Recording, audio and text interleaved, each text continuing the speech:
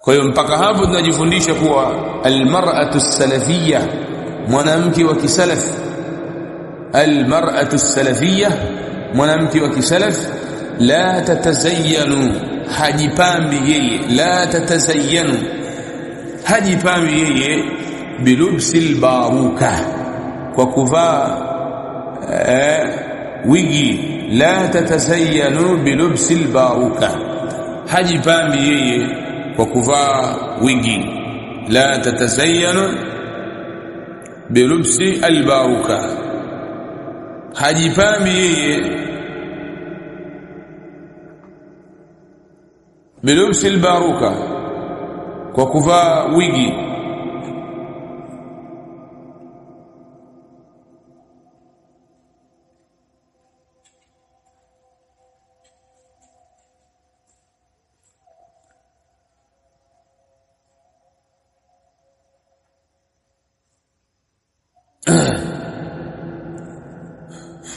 لا تتزينوا بلبس الباروكة، hajipambi kwa kuvaa baruka, wigi. Sawaun min sha'ri al-adami, sawa sawa wigi hilo limetokana nywele za binadamu, au ghairihi, au nywele zisizokuwa za mwanadamu. Almar'atu as-salafiyya, mwanamke wa kisalaf, la tatazayyanu bilubsi albaruka,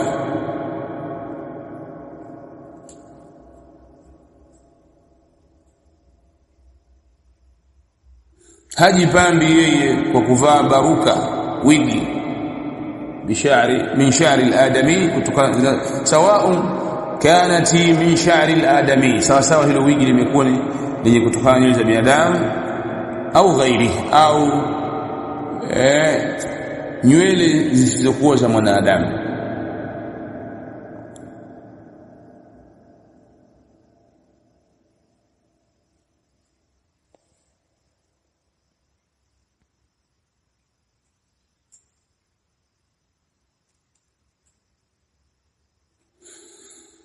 طيب،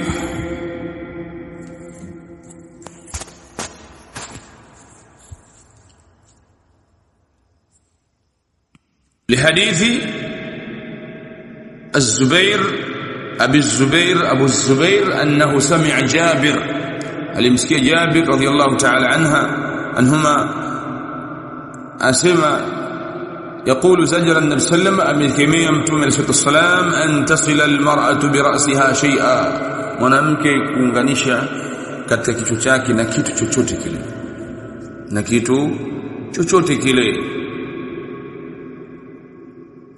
kama alivyosema Ibn Baz, la farqa baina sha'ri bani adama wa ghayrihi, hakuna utofauti baina nywele za mwanadamu na nywele nyinginezo, mimma yusalu bihi ash-sha'r, katika zile nywele ambazo zinatumika kuunganishwa na nywele zingine na nywele za mwanadamu.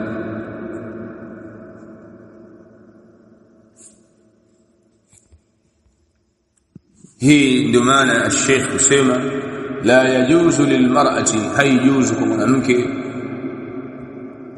lubsu albaruka, la yajuzu kuvaa wigi, ni jambo lisilofaa, liannaha min alwasli almuharrami, kwa sababu wigi ni katika miongoni mwa kuunganisha kulikokuwa kwa haramu. Wa fi alhadithi la'ana Allahu alwasila, na katika hadithi sema Allah amemlaani mwanamke mwenye kuunganisha nywele, wal mustawsila, na mwenye kuunganishwa nywele. Rawahu al-Bukhari.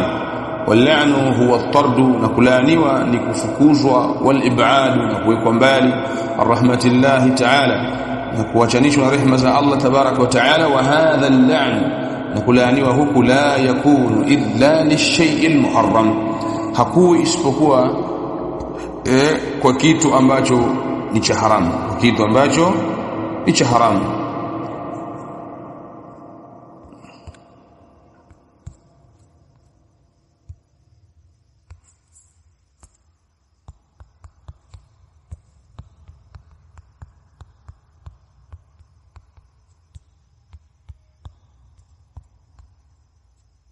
Na hii albaruka ni haramu kwa sababu kwanza ni katika min alwasli, ni katika kuunganisha nywele. Albaruka ni haramu, kuvaa wigi ni haramu kwa sababu annaha min alwasli, hilo baruka ni katika kuunganisha nywele, na Mtume ameharamisha jambo hilo, amemlani mtu mwenye kufanya hicho kitu.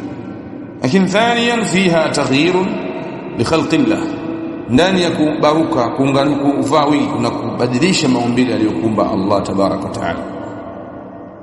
Ndio ile aliyosema shaytan, wala amurannahum, na mimi nitawaamrisha waja wako, fala yughayyirunna khalqa Allah, lazima watabadilisha maumbile aliyoumbia Allah tabarak wa taala. Na baruka ni katika mlango huo, kwa sababu inabadilisha haia yako mwanamke. Lakini vile vile katika albaruka kuna nini? Kuna tadlis wa khida'u, kuna kuwadanganya watu, kwa sababu baruka ukishalivaa linakudhihirisha wewe mwanamke kana au mwanaume, kwa sababu hata wanaume wanavaa, linakudhihirisha wewe katika sura isiyokuwa yako, halikuonyesha wewe katika uhakika wako. Hivyo watu watadanganyika na wewe kwa madhari ambayo ni ya uongo, kwa muonekano ambao si wa kwako bali ni muonekano wa uongo. Sana sana katika hali ya nini? Kipindi cha kuoa au kuolewa, kwa ni haramu kwa sababu ndani yake kuna nini? Kuna khadaa, kuna kumhadaa mtu, kudanganya.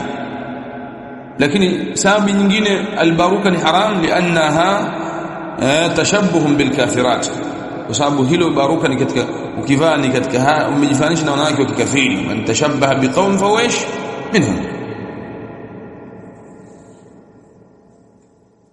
Sawa.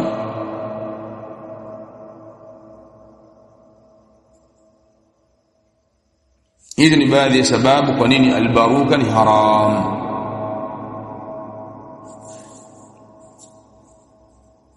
Tayeb, maelezo ni mengi ya kuzungumza, lakini kutokana na muda tuishilizie hapa.